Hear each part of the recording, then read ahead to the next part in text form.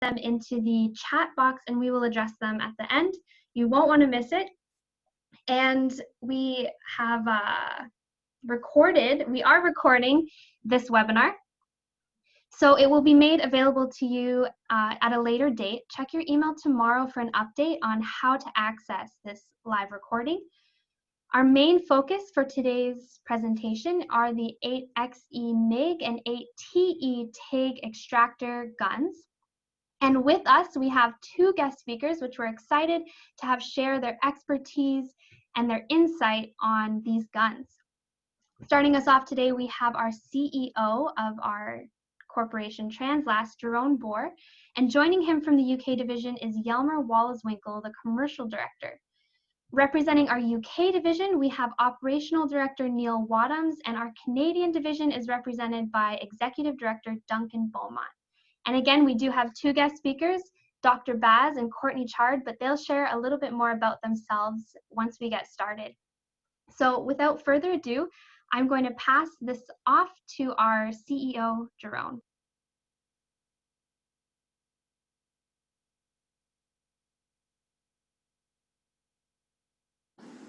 Welcome everyone to this live launch of our new products 8XE MIG and 8TE TIG extraction torches.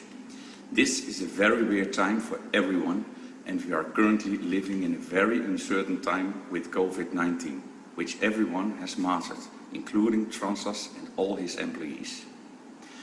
We are trying to get through this time as well as possible, and the most important thing is the health of our families, friends and all our staff. As participants of our webinar, we also ask you to take very good care of your family and loved ones, so we all stay healthy. Today, we proudly present our brand new designed welding torches with integrated fume extraction, the 8XE MIG and 8TE TIG.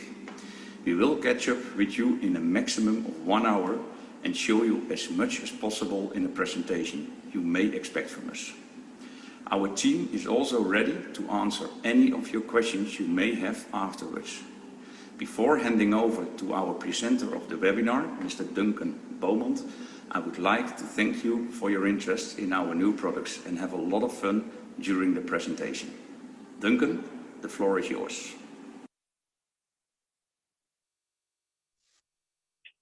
Thank you very much for that, Jerome. Thank you, Bailey. Welcome, everyone. We would like to first start off with a short video of the 8XE extractor. This will give you some insight, and then we will proceed to some live discussion and show you the product itself and go through that.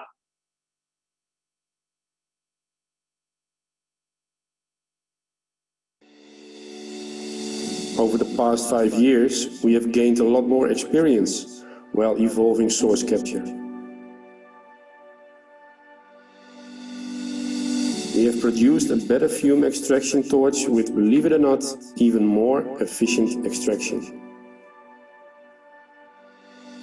We are therefore proud to present you the new MIG extractor under the name 8XE MIG extractor. This 8XE extractor now generates the lowest under pressure in the market, which means more suction flow with less power. Welding fumes will be reduced now up to an impressive 98%. Together with the unique nozzle design, manual fitted contact tip and ergonomic ball socket joint, we are convinced we have set the standard to the highest level.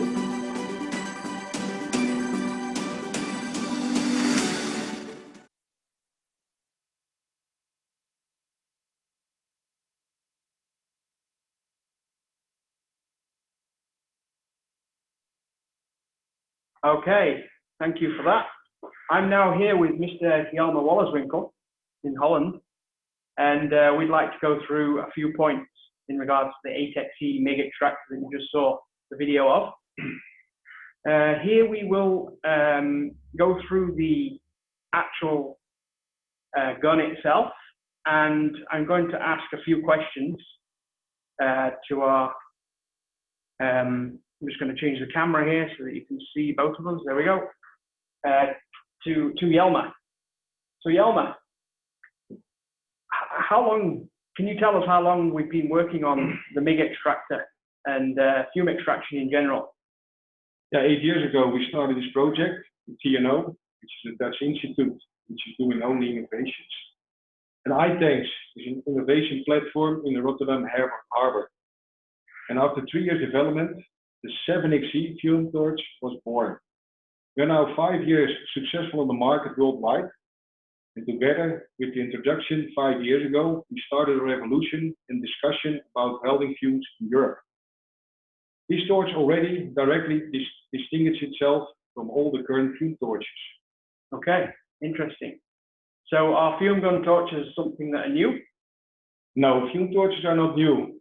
They're already on the market for more than 30 years. Interesting. So I'm assuming then that they're a popular thing. No, Duncan, they were not popular among welders because they were bigger and heavier than the standard torches. You had to adjust the outer gas nozzle in different positions to avoid porosity. You needed a relief valve to reduce the suction flow. Now the user could influence the torch, take away the outer nozzle and let the relief valve open. Result, smoke during welding. Duncan, can you tell me a little bit more about where we focused on developing this new APC torch? Yeah, sure. So I'm going to hold it up here for the attendees to see it a little bit. Our main focus on this new torch was the design. We've completely enhanced the design of the torch. We are trying to set a new standard. It's a successor of the already 7XE torch that we have, which a lot of people will have seen and tried and know about, some people not. But it's updated in a way that we can now remove up to 98% of the smoke. That's one of the biggest focuses on this torch. Okay. What's actually the secret behind not having rust? So the secret actually is in the nozzle design. So I'm going to unscrew this nozzle here. You can see I just took the nozzle off. This nozzle is designed around the philosophy of a cyclone or a thunderstorm. At the eye of a storm, typically it's calm. In the eye of this nozzle here, we have zero airflow. You can see back on the nozzle here, there are veins where the smoke comes through when you're welding. With the right calibration of airflow, we don't have any problem with airflow passing the center of the nozzle, which of course would make frost concerns. So with that, we have the smoke swirling around and entering into the back end of the nozzle with no concern with frost.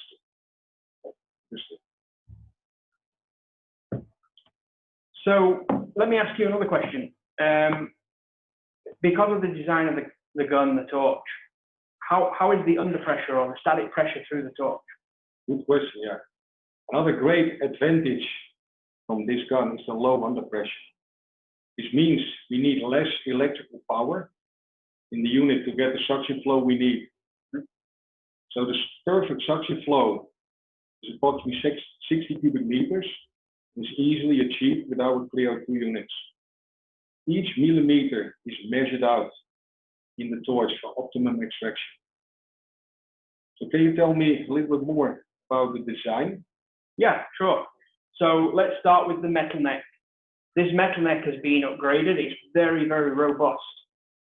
Why? One of the features is the center ring, which you can't probably see on the screen, but in here we have built in a centering ring so that we have this solid at all times. We also have a point back here where it's also centered, and that makes this swan neck much more robust.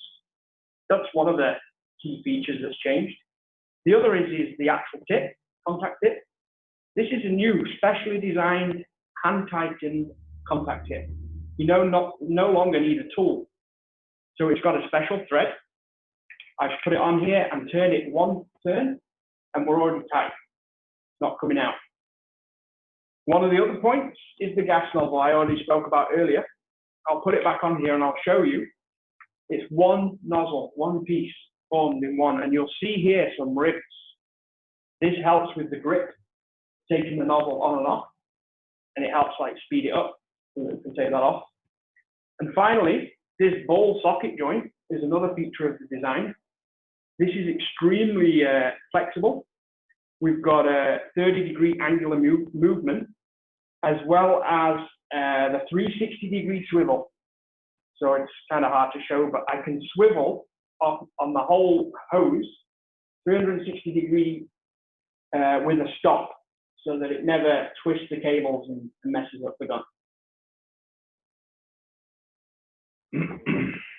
So tell us a little bit about what types of guns, modules, options we have. Yeah, we have several types. The one I have here is the Mini.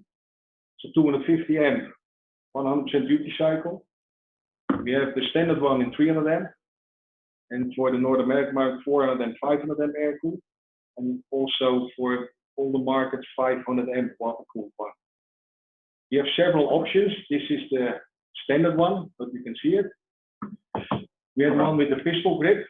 It's easily to put on. When you take, let's say, the belly off, you can put this one on. We have here an option which we actually don't promote because it's against our philosophy, but when you have certain angles or different products, you can put this relief valve on. Besides that, we also have in the top cap one switch button and a two switch button. Good. How about the plastic hose? Can you tell us a bit about that? Yeah, we modified the plastic hose, which was already resistant to UV, welder spat and heat, but now this one can withstand welding up to 500 amps, 550 amps. This is important because when the hose becomes soft, it will implode. The hose was already crush resistant. We're also using a conical hose to speed up the suction flow, and the leather hose already gives protection. So can you tell me something about the back end, because this one's also improved? Yes. So this is a cutaway of the back end, just to show you. This piece here, we call this the Y branch. This piece goes into your welding source. This one happens to be a Euro connector. So plug this into your welder like you would any torch. And then this piece here goes to the vacuum source, in our case, the Clear 02, either the single gun or the dual gun unit. Some of the features about this back end Y piece is that it can now be rotated. There is a rotatable fixture here. I can set the Y branch in the exact correct position and keep the hose straight. So once I put it into the welding machine, there is a mark on the back end Y adapter and on the hose, and the gun is set straight so that you always keep this in the right position. That's one of the features. The other feature is this bayonet fitting for the vacuum. This is new, and it's a very nice snug fit on the hose. And then it has, I don't think you can see either on the screen, but it has some locking feature, and we can put it in here very easily and turn it and lock, so it stops it pulling out. All of this designed so that we have less obstruction when it's actually attached to the welding device. Very good. Finally, Jelmer, why are we different to competition? What makes us different about the whole experience of a FUME gun from Translas? Yeah, what set us apart from competition are two parameters. And only because of these two parameters we can say that we can reach reduction of the welding fuse for maximum 89%. So can you tell me a little bit more about these two important parameters? Yeah, very, very important to explain this. So I'm going to use a torch gun and one of our airflow meters. The first parameter that we measure is airflow.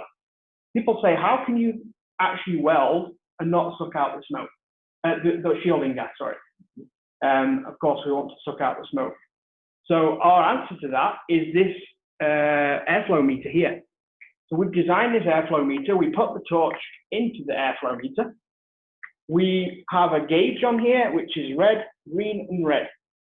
And when you see down here in the lower part in the red, it means we've not got enough suction power. We're not sucking away enough smoke. When we're in the green, it means we're in the 55 to 60 cubic meters per hour of airflow, which is exactly what we need for our torch. If we're up above the 60, we're going to have a problem with frost. We've got too much suction. That comes back to what I spoke earlier about not passing the orifice of the nozzle with airflow. So we only have gas and wire coming out there, and we have suction further back. The second very important parameter is the gas flow. So everybody measures gas flow on their welding torch today. For us, we need 16 to 18 liters per minute, or in North America, that's 35, 38 CFH. As long as we have these two parameters set correctly, gas flow and the airflow, we will pull out up to 98% of the smoke, the fume, and harmful particulate in all weld positions at all times. Very interesting. But are there any exceptions? Yes, of course. To say that it works in every single 100% application is not true.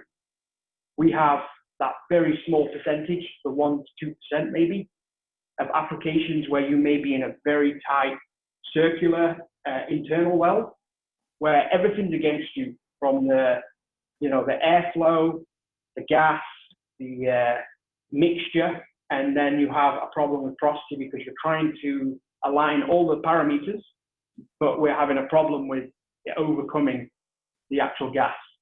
So what we do, as you mentioned earlier, we don't believe in it very much, but we offer the airflow relief valve for those very, very small few applications. Great, thank you. So with that, hopefully you learned a little bit about the ATEC-Z. We will share with you more info electronically afterwards, and you will get a chance to be able to see it physically soon. It's now fully launched, and I'm going to now pass over to our next presentation, the 8TE extractor, which is the TIG extraction. We'll first start off with a short video again, and then a couple of presenters will start to explain that. Thank you. Since TIG welding does not generate the same amount of welding fumes as we see in the MIG process, it's easy to mistakenly assume it's less dangerous for human health. Like MIG welding fumes, scientific studies show the serious health effects caused by long-time exposure to TIG welding fumes. We are therefore proud to present the world's first TIG extractor, the 8TE. This torch comes in an air and water-cooled version and captures up to 95% welding fumes. With the same lightweight ergonomic handle, flexible cable assembly, 360 degrees rotatable ball joint socket, and standard wear parts, we are convinced this product combines both worlds, safety and ergonomics, in the best possible way.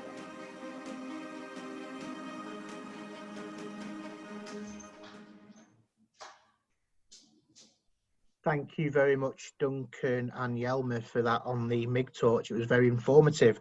I'm Neil from the UK division, and I'm here with our group managing director, Jerome Burr, and we're going to give you a bit more of an overview and insight to our brand new innovation, and that is the 8TE TIG torch.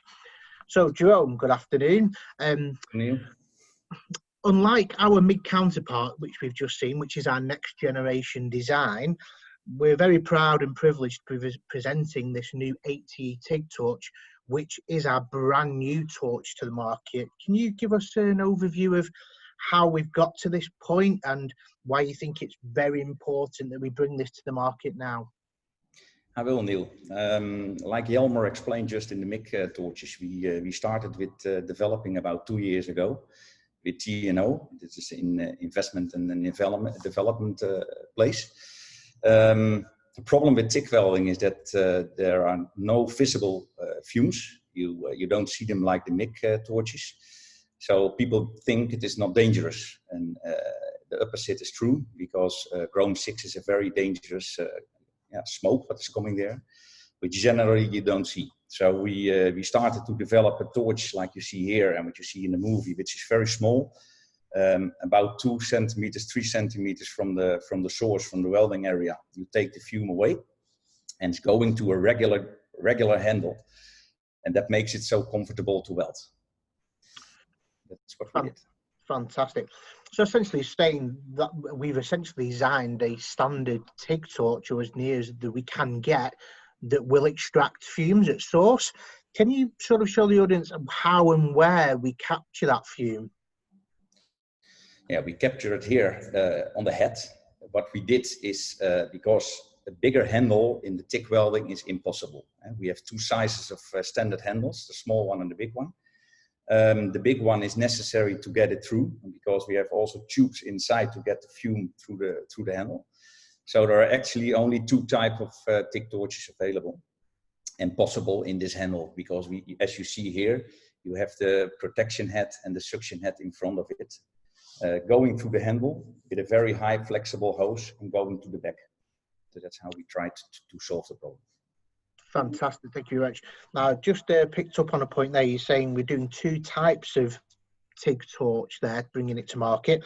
Could you just let the audience know which 2 types of models we're going to offer and what variances in length they come in, and also allay any concerns they may have about existing consumables or existing TIG machines they have in their workshop? Will this torch be compatible? Yes, Neil, we with have, as I told you, 2 types of torches. One air-cooled torch, which is comparable and compatible with the 8XT17. So you use also the standard universal spare parts, so the ceramic, the collet and the collet body. And we have a 300 amp water-cooled torch, which is an equivalent with our 8XT30. So that's a small head. Because of the size, you cannot mount an 18 or a 26 in. So the only one who fits in is a 30. That torch is integrated in here. We have a standard length of 4 and 8 meters. And if I show you the back side of the torch, you see actually by this eyepiece here, it's the hose from the fume extraction. It goes away here to the unit. And this is actually a standard TIG torch connection. So you can mount it on all brands of machines with the same system as we have on the standard TIG torches, with the quick connect and with the gas hose. So this is actually standard. And here also in the handle, you can mount all the standards. You can mount here all the standard modules, what we have on the regular TIG torches. So from 1 button to 4 button, potentiometer, everything. Fantastic. That's great to know that essentially at the back end we have a standard TIG torch, and we can connect this to any existing unit or machine out there within the workplace. Now, with our products, we always pride ourselves on our innovation, and as previously spoken about on the MIG torch, we pride ourselves on the parameters that we give to get optimum performance in extraction. Now, on the TIG being new to market, you talked about where we're going to capture the fume. Have we got any parameters in place for this and how the performance will be affected by the parameters? And if you could explain what those parameters are and how we get to those parameters and show the parameters. Yes, I can tell you, Neil. Actually, there is only one parameter to adjust. That's the flow, because the gas flow and there is no special nozzle in here can be used. So we designed actually a special airflow meter for the TIG. As you can see, we have here 2 types of adapters, the yellow one and the green one. The yellow one is for the air-cooled one. And if you can see here, push it in, and here you can measure the flow. What we do need in the TIG is from 15 to 20 cubic meter of suction flow. In that area, you're always correct and you don't have any influence on your TIG weld. So this is how it works. Fantastic. So we've given the parameters there and we know the flow rate which needs to be given. That leads me on to my next question, actually. What will provide the suction to this particular torch? Us as Translas, we already have our Clear O2 range in the market with our W150s up to W400s for our high vac MIG. Can this torch work on there, or do we need to design, and will we bring another unit to market to accompany this? Yeah, what we did, Neil, is it is available and it is workable on the W100. So that is the MIG unit, which is actually having some overcapacity to use on the TIC. But it is possible. We can put on the W100, which is actually a single gun use unit for the MIG. We can put a splitter on and go to two TIC torches. But we also developed especially a T100 TIC unit, which is 50% smaller than the MIG unit and is only 30 kilograms. On this unit, you can only put one TIC torch, but because of the surface of the filter, you can make it much smaller. So that is a big advantage and you can carry it to your welding job. Oh, fantastic. That's great to know. So just to recap on that, we're making a specific unit which is compatible with the new 8TE TIG torch, yes. But also customers who have already invested and may have the W100 or W150 range, they can also make this torch compatible with that using the parameters we've given. Yes, it is possible. It is even possible to use one MIG gun and one TIG gun on the same unit. Then we have to install from this ball falls, and then you can adjust separately per gun your suction flow, because you need so much more between 50 and 55 for the MIG, and here only between 15 and 20. Superb, fantastic. That's great to know. Thanks for this information. I really do think this TIG torch is going to change the market. Thank you very much for your time this afternoon. Naturally, if you've got anyone has any more questions or needs any more information on the torch or the product, do leave some questions in the comments and Q&A section, and we will address that at the end. Thank you for your time, everybody. I'd like to now pass over to one of our guest speakers for the afternoon, Courtney Chard. Thank you.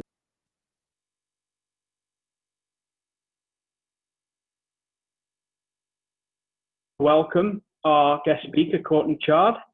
Courtney is a second-generation pipe welder with the United Association Local 46 in Canada since 2002. She believes in giving back to the industry through teaching and mentorship as an ambassador with Kick-Ass Careers. Welcome to the webinar, Courtney. Thank you, Duncan. So, Courtney, I know you have tried both of these guns. You tried the TIG and the MIG. Could you give the audience some update, insight as to how your first experience was with them both? First of all, I've never seen any of these guns before, and I had no idea this technology existed because I'm a pipe welder and I'm in the field, so I don't do production welding. So I was shocked that they actually had this technology and they existed for so long.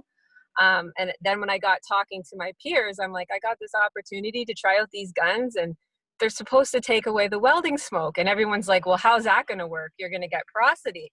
And I guess we didn't expect that the fume extraction was going to be built right into the head of the gun itself. I think we all had images of something attaching on top of the gun like a smoke eater, which we would use in the field. And so initially the look, I was completely shocked, and the weight, it was so light.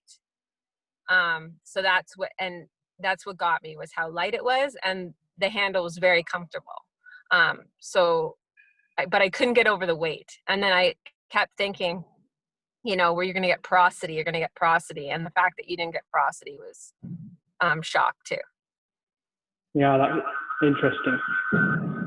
So from your, okay, so it was the first time you'd seen a fume extraction gun from what yes. And you weren't sure, but then you saw it, then you actually used it, and yes. you were surprised about the weight and the comfort, and then actually you saw it remove the smoke. And I noticed when I was with you on one of the visits, you made a comment about visibly seeing the smoke disappear and then the smell from the gas. Can you speak about that a little bit? Right. So this would be with the MIG, because obviously, as you guys stated in your videos, everyone thinks that MIG's more harmful. And we know from welding stainless and chrome that that's not true. But visually, you see the smoke. With me, visually, you could definitely see the smoke go away. whenever I do weld with MIG or TIG, I get a lot of headaches. I get headaches from the smoke and the gas. They tend to bring on this headache with me especially if I'm around a lot of the argon. So I think that's amazing that this technology now exists, and yeah, to actually see the smoke disappear with the MIG, because when you're in a fab shop setting, especially building pipe spools, we do use the MIG, the wire feeder, a lot. So to have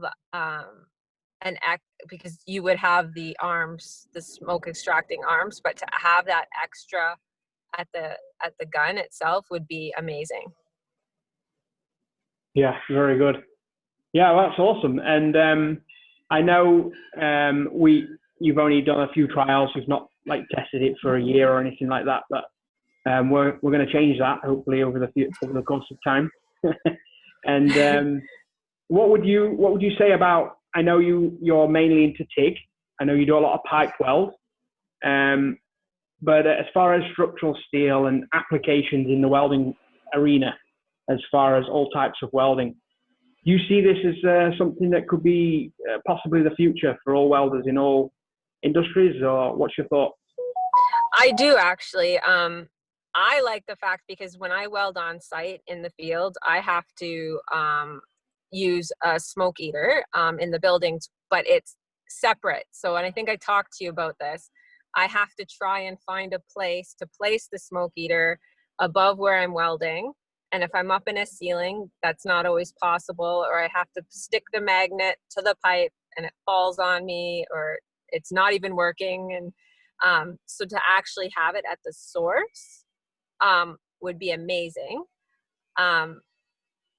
For pipe welding, the TIG, it needs a little bit more adjustment, I think, on the handle. If you could come up with a flex head for the pipe, it would be amazing. But the one thing you guys stumbled on, which I loved, is you can adjust the amperage from the handle of the gun on the TIG.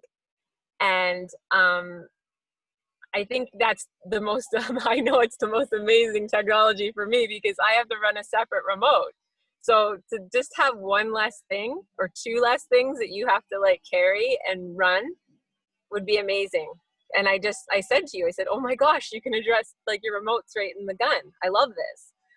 Because usually I have to run again a separate remote, and it's another element and another thing that I have to do, right? So just to have that access. Yeah. Yeah, that's good. Yeah, I think it's cool, and I think it's really awesome that you got to try both. And I know that there's more use of it ahead. What would you say about people trying it? Would you recommend the welders try it and kind of get a new glimpse as to the future? For sure. And I think it would be really something great to try in the pipe welding fab shops. Like get them to try it in the fab shops where they're building pipe spools to go out on site. I think that would be amazing place for them to try it. Yeah. Because you're on a positioner, you're on a rotator. So it's not like you're in the field where you're up against a wall or something. You could probably really get a lot of good feedback, and it would be a good place to start. Yeah, that's great.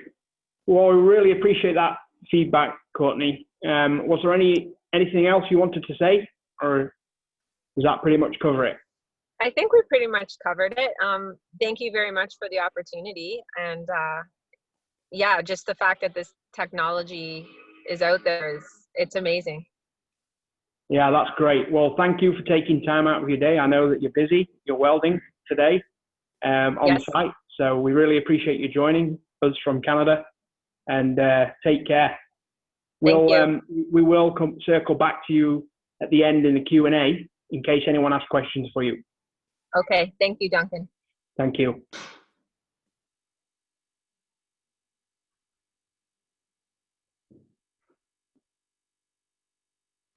Okay, I would now like to welcome our second guest speaker, Dr. Baz. Welcome to the webinar. Hello, can you hear me? Oh, can you hear me? There's a problem with the connection? Yeah, I can hear you. Can Sorry, you hear me? I'm having issues here. Please go ahead. I can't see the video. You can hear me, but there's no video connection?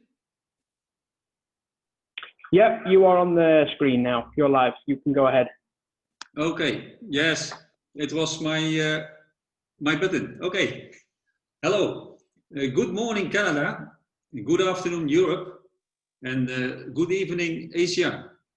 And hello to the rest of the world.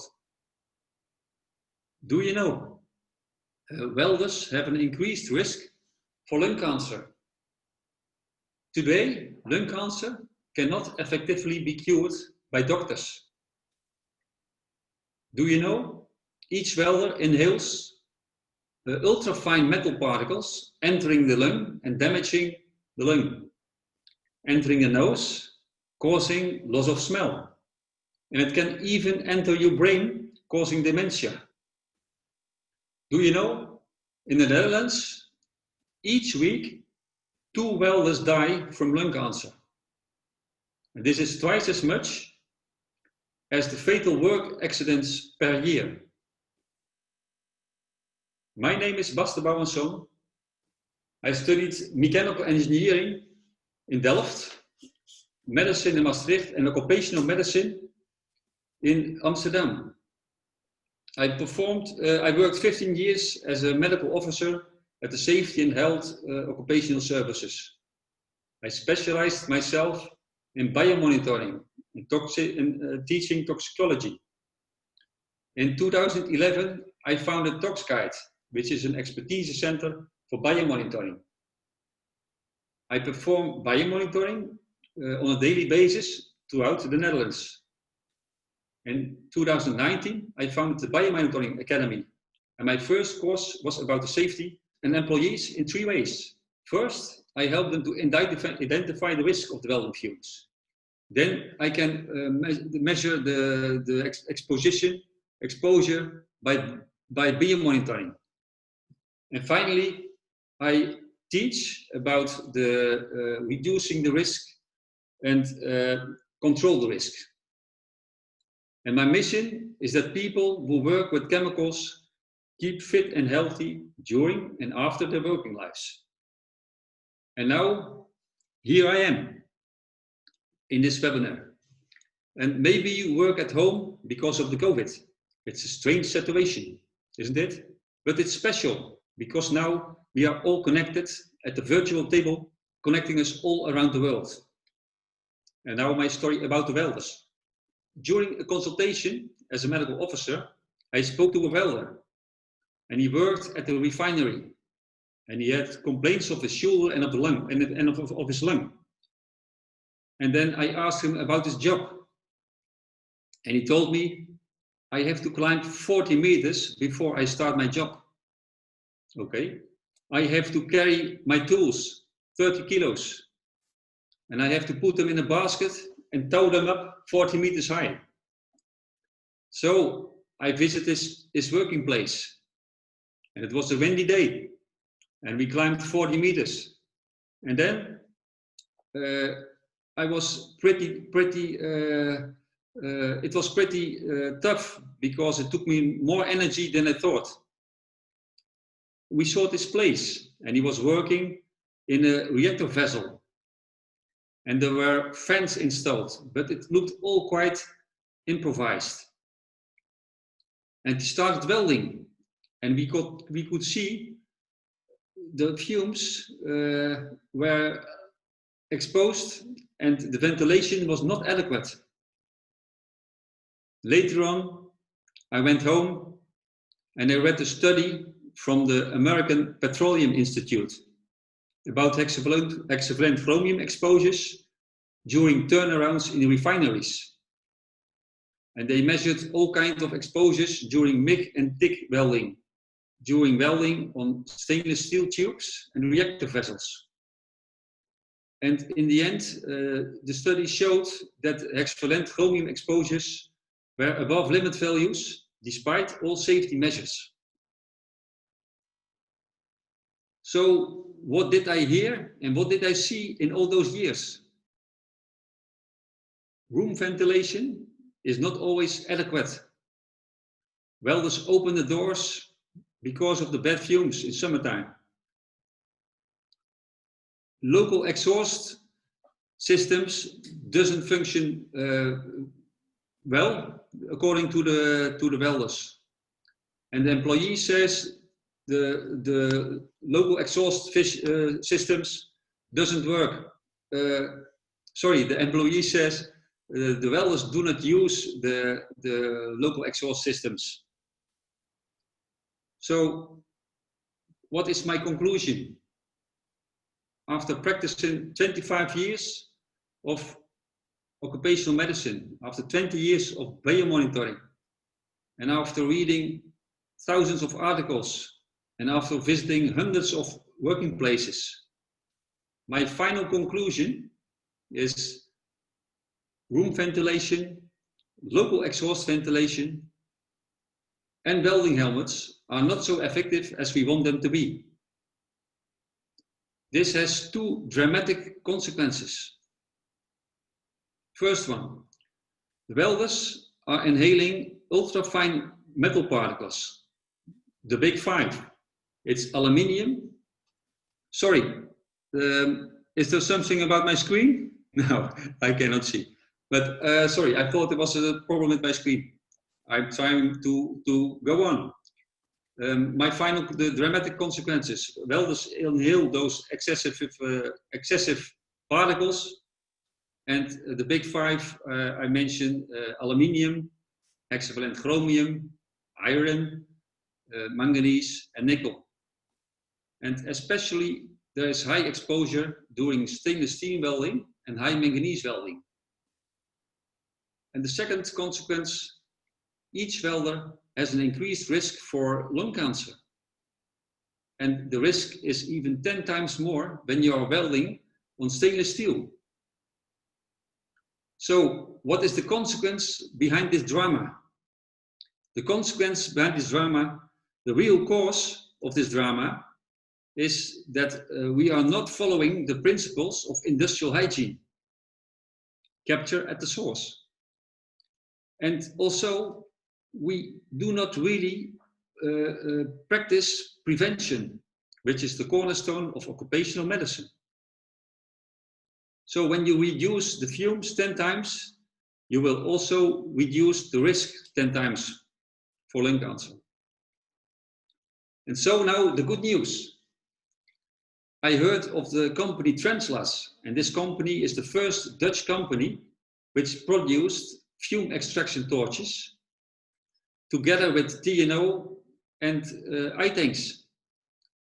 And I told Translas this is a really big invention because this torch, it extracts the fumes, it cleans the air, and finally it has the ultimate power to save a human life. So, welders, employers, health and safety managers, all industrial hygienists, safety professionals, medical officers, scientists, inspectors and auditors, knowing this, just capture the source and start saving human lives from now on. Thank you for listening.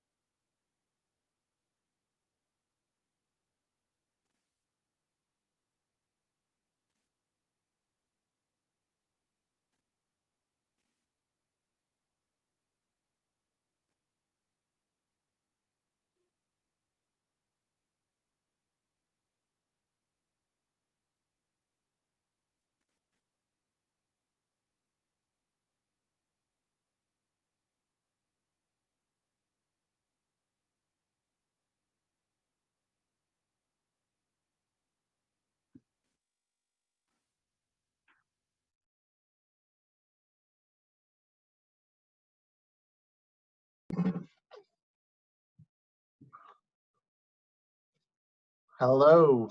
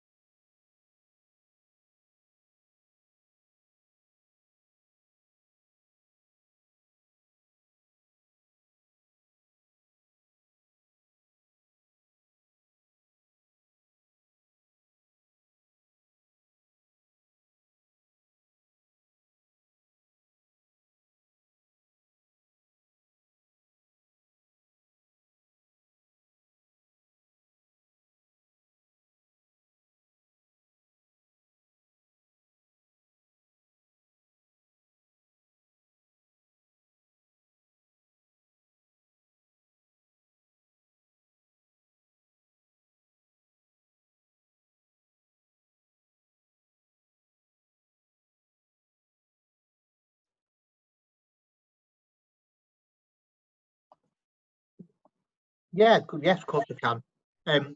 In terms to that, we have the Clear O2 unit, that's specifically for the 8XE. That's our W100 range through to the W400. So that's the 1 gun, 2 gun and 4 gun solutions. And that has a potentiometer on it. And as talked about previously in your speech on the torches, with the flow meter here, you can set the required flow rate and it would be our Clear O2 unit. The same for the 8TE torch. That also has the parameters which needs to be set, and that will also be powered by our Clear O2 range, either the new Clear O2 unit specifically designed for the TIG, or it can be used on an existing W100 model with ball valves to bring down the actual flow rate.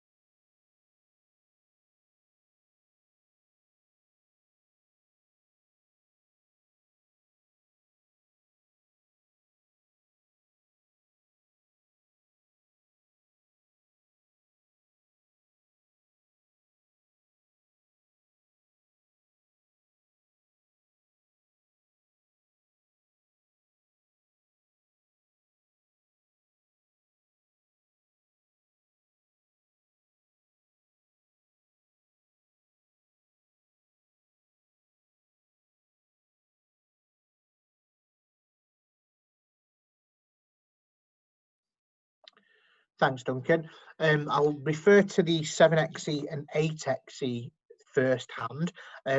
Those models come in an extra flex range, which means it comes with 2 meters of protection sheathing, which covers the hose. And also, you can actually buy this as an ad hoc part. We do an additional 2 meters, which can also go further down the hosing. So whether you've got a 3, 4 or 5 meter, up to 95% of the hose is fully protected.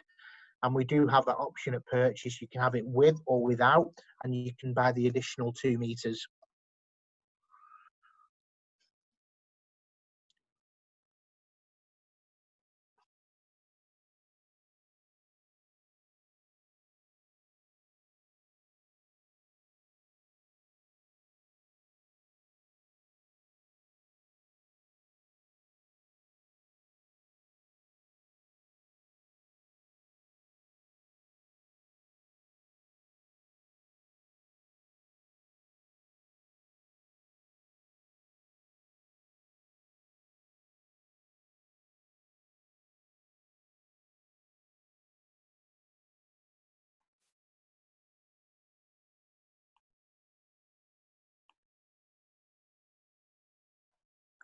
Yes, I have studied the literature, and it's like this. Normally, 6 out of 100,000 people die from lung cancer. It's an average number. So they say in the literature, welders have 40% increased risk. And when you multiply 60 by 40%, you have about 80 welders dying from per 100,000 welders from lung cancer. And when you have the figures in the Netherlands, you have 400,000 welders. And we have a figure of 80 per 100,000, but it's 20 more than the normal population. So it's like a calculation. But we have 20 people dying per 100,000 welders. So it means in the Netherlands, we have 80 welders dying a year. And yes, but I showed you the information about the UK in the slides. Maybe you can mention it, but in the UK, for example, I mentioned a study in the UK in the slides, and they calculated a number of 152 welders dying in the UK from lung cancer. That's per year, yes. It's quite astonishing numbers. Yes.